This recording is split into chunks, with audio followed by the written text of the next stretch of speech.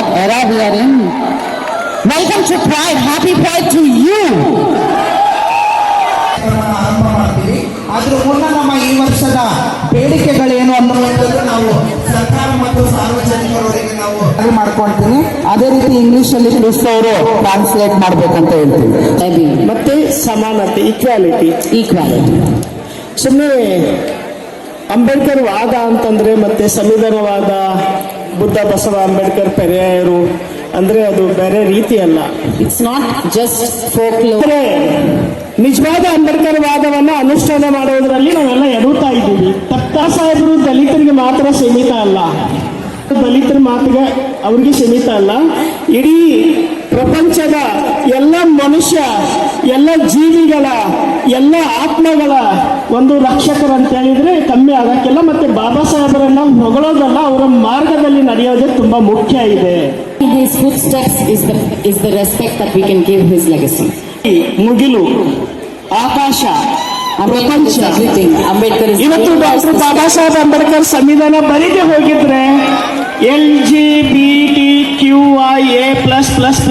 ಸಮುದಾಯದ ಹಕ್ಕುಗಳು ಸಿಗ್ತಾ ಇರಲಿಲ್ಲ.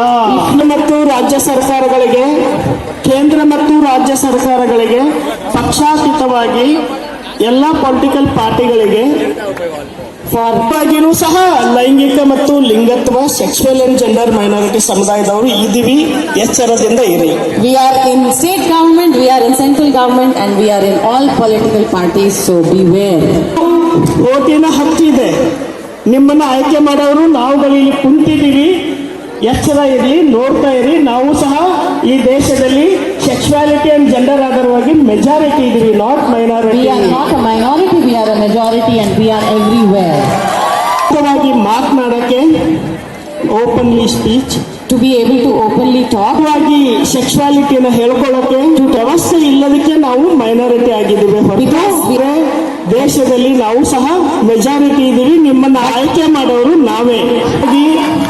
ಎಲ್ಲ ರಾಜಕೀಯ ಪಕ್ಷಕ್ಕೆ ಸ್ವಲ್ಪ ಅಂದ್ರೆ ಪೊಲಿಟಿಕಲ್ ಅಲ್ಲ, ರಾಜಕೀಯ ಅಲ್ಲ ಅಂತ. Trial is political. some people seconds.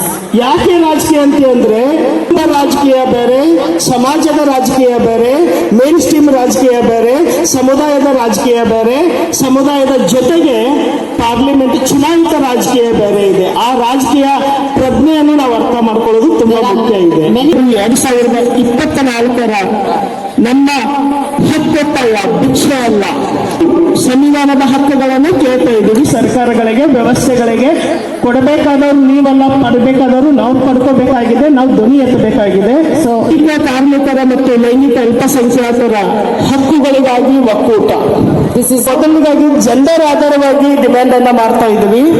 Karnataka transgender ಸಮುದಾಯಕ್ಕೆ ನಿಗಮ ಸ್ಥಾಪನೆ ಆಗಬೇಕು. 200 crores ಅಪ್ರೂವ್ ಮಾಡಬೇಕು ರಾಜ್ಯ ಸರ್ಕಾರ. ಆಧಾರವಾಗಿ 2018 ತೀರ್ಪು, 27 ತೀರ್ಪು ಏನು ತಿದ್ದುಪಡಿ ಆಗಿದೆ, ಅದರ ಬಗ್ಗೆ ಸಾರ್ವಜನಿಕವಾಗಿ ಜಾಗೃತಿ ಆಗಬೇಕು. ಮತ್ತೆ ಕೇಂದ್ರ ಮತ್ತು ರಾಜ್ಯ ಸರ್ಕಾರ ಹೆಚ್ಚಿನ ಜಾಗೃತಿಗೆ ಸಾರ್ವಜನಿಕವಾಗಿ LGBTQI+++ ಸಮುದಾಯದ ಬಗ್ಗೆ ಸಾಮಾಜಿಕವಾಗಿ, ಸಾಂಸ್ಕೃತಿಕವಾಗಿ ಜಾಗೃತಿಗೊಳಿಸಬೇಕಂತೇಳಿ ನಮ್ಮ ಹಕ್ಕೊತ್ತಾಯವನ್ನ ಮಾಡ್ತಾ ಇದೆ. ಕರ್ನಾಟಕ ಸರ್ಕಾರ ಸಂವಿಧಾನದ ಪರವಾಗಿರೋ ಸರ್ಕಾರ, ಅಹಿಂದ ಸರ್ಕಾರ, ಬಡವರ ಸರ್ಕಾರ, ಕಾಂಗ್ರೆಸ್ ಸರ್ಕಾರಕ್ಕೆ ನಾವು ಹಕ್ಕೊತ್ತಾಯವನ್ನ ಮಾಡ್ತಾ ಇದ್ದೀವಿ. ರಾಜ್ಯದಲ್ಲಿ LGBTQI++ ಸಮುದಾಯದ ಹಕ್ಕುಗಳನ್ನು ರಕ್ಷಣೆ ಮಾಡುವಂತ ಉನ್ನತ ಸಮಿತಿಯನ್ನು ರಚನೆ ಮಾಡಬೇಕು. ವಿಚಾರಗಳು ಟ್ರಾನ್ಸ್ಜೆಂಡರ್ ತೀರ್ಪು 2014 ಬಂದ ತಕ್ಷಣ ಎಲ್ಲ ಪೇಪರ್ ವರ್ಕು, ಟ್ರಾನ್ಸ್ಜೆಂಡರ್ಗೆ ಅದನ್ನ ಮಾಡಿದ್ದೀವಿ, ಟ್ರಾನ್ಸ್ಜೆಂಡರ್ಗೆ ಮೀಸಲಾತಿ ಕೊಟ್ಟಿದ್ದೀವಿ, ಟ್ರಾನ್ಸ್ಜೆಂಡರ್ಗೆ ರಿಸರ್ವೇಶನ್ ಇದೆ, ಏನು ಅನುಷ್ಠಾನ ಇಲ್ಲ. ಸರ್ಕಾರಕ್ಕೇನು ಹಕ್ಕು ಒತ್ತಾಯ ಮಾಡ್ತಾ ಇದ್ದೀವಿ. 2019 ಆಕ್ಟ್ ಅಂಡ್ 2020 ರೂಲ್ ಇರ್ಬೋದು, ಮತ್ತೆ ಕರ್ನಾಟಕದಲ್ಲಿ ಟ್ರಾನ್ಸ್ಜೆಂಡರ್ ಪಾಲಿಸಿ ಇರ್ಬೋದು, ಇವು ಅನುಷ್ಠಾನ ಮಾಡೋದ್ರ ಜೊತೆಗೆ ಆಲ್ರೆಡಿ ಕರ್ನಾಟಕದಲ್ಲಿ ಮೀಸಲಾತಿ, ಸಮತಳ ಮೀಸಲಾತಿಯನ್ನ ಕೊಟ್ಟಿದ್ದಾರೆ, ರಿಸರ್ವೇಶನ್ ಏನಾಗಬೇಕು, ನಿಮ್ಮ ಇಲಾಖೆವಾರ ಅಂತೇಳಿ ನಮ್ಮ ಸಮುದಾಯಕ್ಕೆ HIV ಪಾಸಿಟಿವ್ ಇರುವಂತ ಸಮುದಾಯಕ್ಕೆ ನ್ಯೂಟ್ರಿಷನ್ ಕೊಡಬೇಕು, ಸಪೋರ್ಟಿಂಗ್ ಸಿಸ್ಟಮ್ ಅನ್ನ ಕ್ರಿಯೇಟ್ ಮಾಡಬೇಕು ಅಂತೇಳಿ ಒತ್ತಾಯನ ಟ್ರಾನ್ಸ್ಜೆಂಡರ್ ಪಾಲಿಸಿ ಅನುಷ್ಠಾನ ಆಗ್ಬೇಕಂತೇಳಿ ನಾವು ಒತ್ತಾಯವನ್ನ ಮ್ಯಾಕ್ಸಿಮಮ್ ಜೆಂಡರ್ ಮೈನಾರಿಟಿ ಸಮುದಾಯಕ್ಕೆ ಕೌಟುಂಬಿಕವಾಗಿ, ಸಾಮಾಜಿಕವಾಗಿ ಪೊಲೀಸರಿಂದ, ಸಮಾಜದಿಂದ, ಕುಟುಂಬದಿಂದ ದೌರ್ಜನ್ಯಗಳು ನಿಲ್ಲಿಸಬೇಕು ಅಂತೇಳಿ ಒತ್ತಾಯ ಮಾಡಿ ಸಮುದಾಯಕ್ಕೆ ಸುಮ್ಮನೆ ಬಾಯಿಂದ ಹೇಳಿದ್ರೆ ಅಲ್ಲ, ಪ್ರತಿ ಇಲಾಖೆವಾರು ಪ್ರಿನ್ಸಿಪಲ್ ಸೆಕ್ರೆಟರಿ ಅಂಡರ್ ಸಮಿತಿ ರಚನೆ ಮಾಡಬೇಕು. ಸಮಿತಿ ರಚನೆ ಮಾಡಿ ಸ್ಕೀಮ್ಗಳನ್ನ ಅನುಷ್ಠಾನ ಮಾಡ್ಬೇಕಂತೇಳಿ ಪ್ರತಿ ಇಲಾಖೆಗೆ ನಾವು ಹೇಳ್ತಾ ಇರೋದು. ಸಮುದಾಯಕ್ಕೆ ಎಲ್ಲ ಸಿಗ್ತಾ ಇದೆ ಅಂತೇಳಿ ಬಾಯಿಂದ ಹೇಳ್ತಾ ಇದ್ರೆ, ಆದ್ರೆ ಏನು ಸಿಗ್ತಾ ಇಲ್ಲ. ಗೃಹಲಕ್ಷ್ಮಿ 1 ಇಯರ್ ಲೇಟ್ ಆಯ್ತು, ಇನ್ನೂ ಅಕೌಂಟಿಗೆ 2,000 ರೂಪಾಯಿ ಬಂದೇ ಇಲ್ಲ. ಆ್ಯಪ್ಗಳಲ್ಲಿ ತಿದ್ದುಪಡಿಗಳಾಗಬೇಕು. ಎಲ್ಲ ಗಂಡಸರು ಹೆಂಗಸರು, ಮೇಲ್ ಫಿಮೇಲ್ ಇದೆ, ಟ್ರಾನ್ಸ್ ಅಂತಾನು ಬರಬೇಕು. ಟ್ರಾನ್ಸ್ಜೆಂಡರ್ ID ಕಾರ್ಡ್ ಅನ್ನ ಪರಿಗಣಿಸಿ ಸೌಲಭ್ಯಗಳು ಸಿಗ್ಬೇಕಂತ ಒತ್ತಾಯಿಸಿ ಪ್ರೈಡ್ ಮಾಡ್ತಾ ಇದೀವಿ, ಮನೆಗೆ ಹೋಗ್ತಾ ಇದೀವಿ, ಪ್ರೈಡ್ ಮಾಡ್ತಾ ಇದೀವಿ, ಮನೆಗೆ ಹೋಗ್ತೀವಿ.